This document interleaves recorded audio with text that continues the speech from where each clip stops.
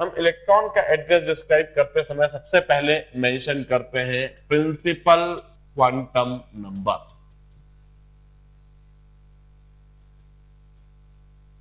It's denoted by n। Principal quantum number plus confirms the orbit of the electron as well as energy associated with electron.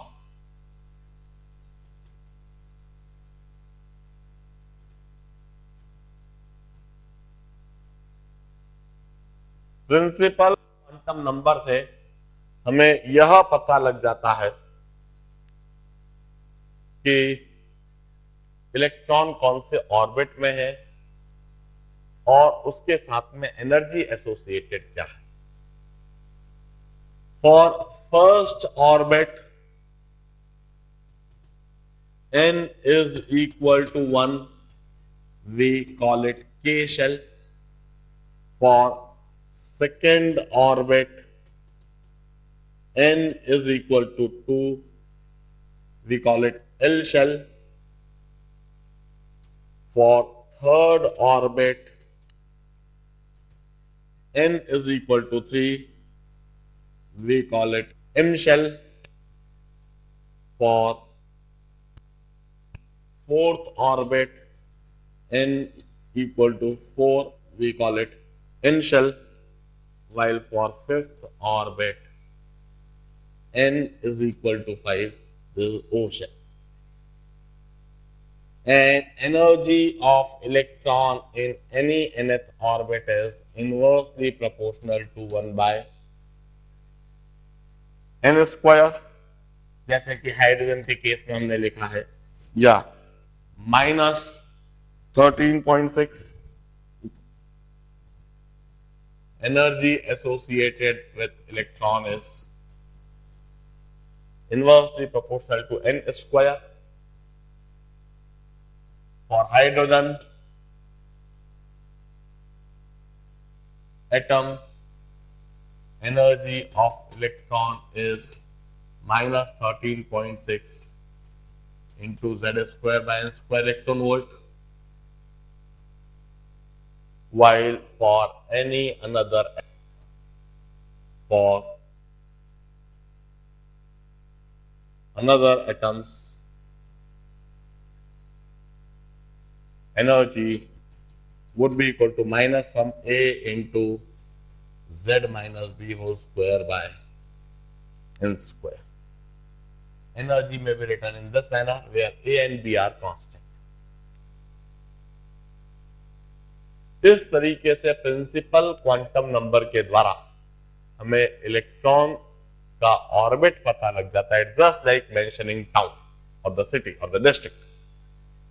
Orbit पता लग जा रहा है और साथ में यह पता लग जा रहा है कि उस इलेक्ट्रॉन के साथ में एसोसिएटेड एनर्जी कितनी है। The second quantum number is azimuthal quantum number. Azimuthal quantum number. It's denoted by L. Azimuthal quantum number tells us suborbit of electron. Suborbit of electron as well as angular momentum of electron.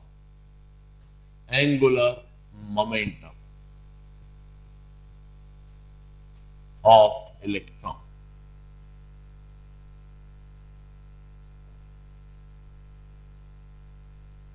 The value of L goes from 0 to n minus 1. जो L की value होती है वह 0 से n minus 1 तक जाती है।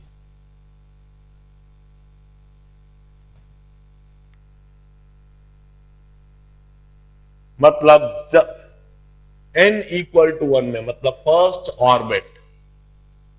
First orbit की बात करें तो n इक्वल टू 1, तो इस जगह पर L की वैल्यू सिर्फ एक होगी 0, जिसका मतलब होता है S सब ऑर्बिट।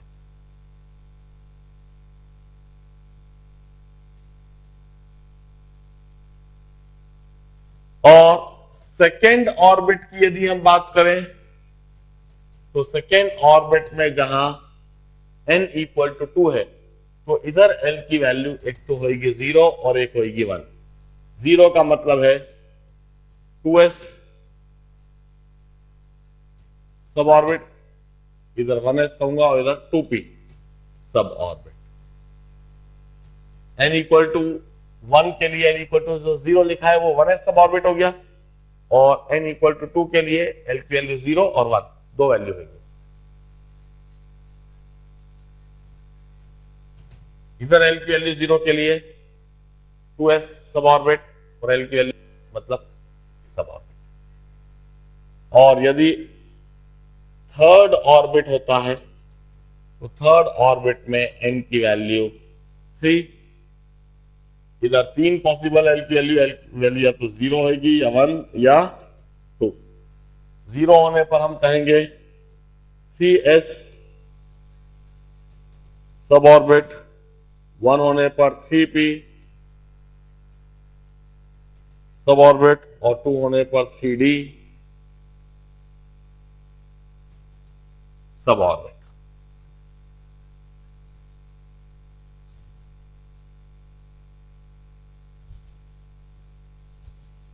हम कहते हैं फोर्थ ऑर्बिट के लिए जहां n की वैल्यू 4 है, l की वैल्यू 0, 1, 2, 3, 0 के लिए 4s सब ऑर्बिट, 1 के लिए 4p सब ऑर्बिट, 2 के लिए 4d सब ऑर्बिट, l के लिए 3 के लिए 4f सब ऑर्बिट।